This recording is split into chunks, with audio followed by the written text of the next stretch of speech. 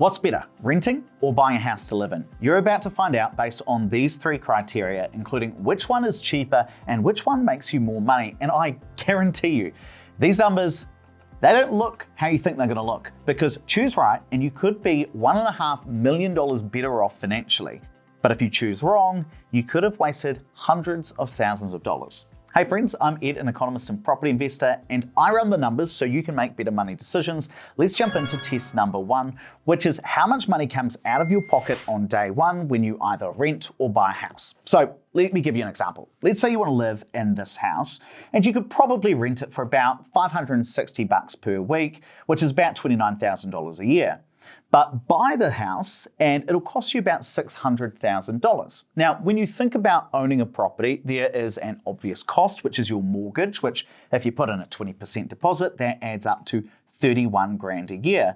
But that's not the only add-on cost, because once you own that house, you still have to pay your local council rates, your insurance, your maintenance, and that can easily add up to over $6,000 a year, which is like $120 a week. Now, you pay that when you own a house, but if you rented that house, the landlord pays it. That's why it can cost an extra $160 a week to own this house compared to renting the exact same property.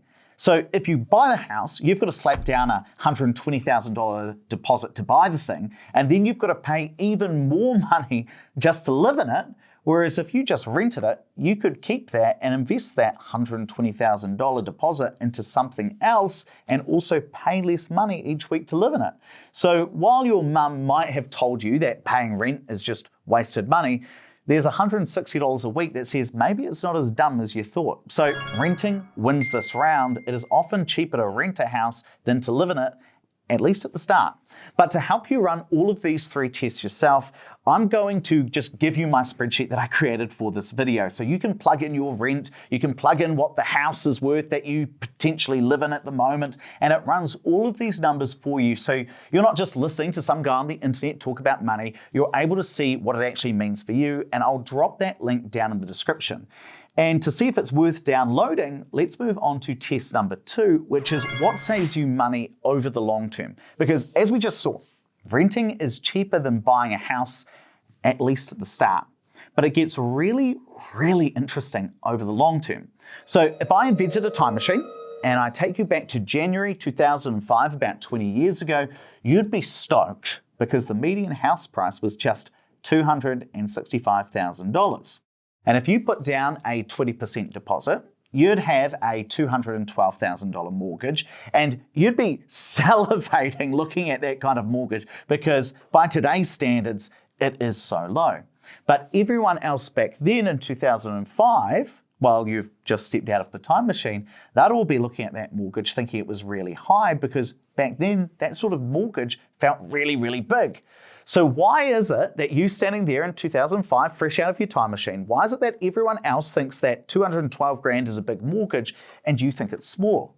It's because back then, the average price of a 2-litre bottle of Anchor milk was around $3. Today, it's closer to $6. The average hourly pay back then was like $20.52 an hour. Today, it's around $43 an hour.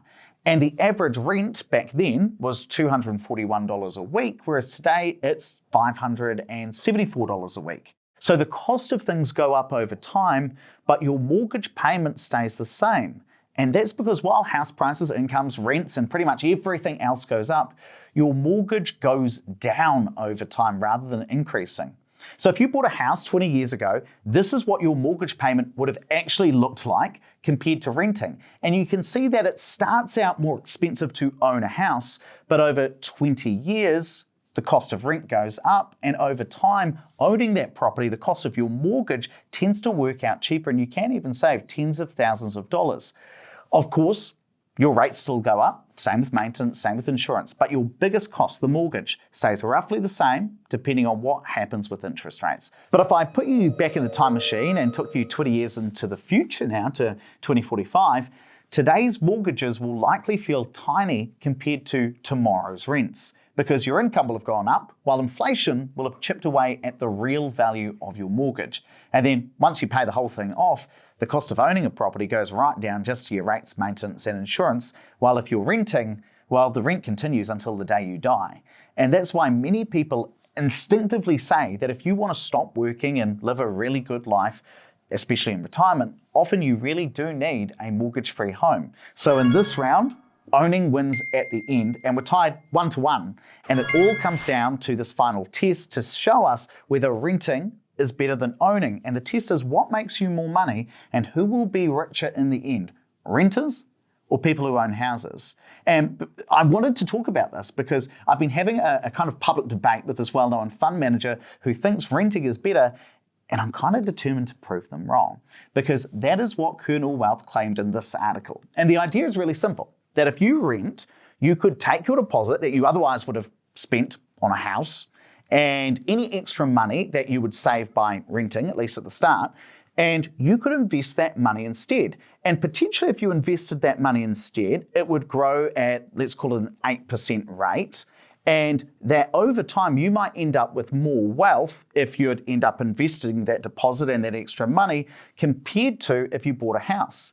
And they reckon by their numbers, you could end up with an extra $1 million if you rent rather than own.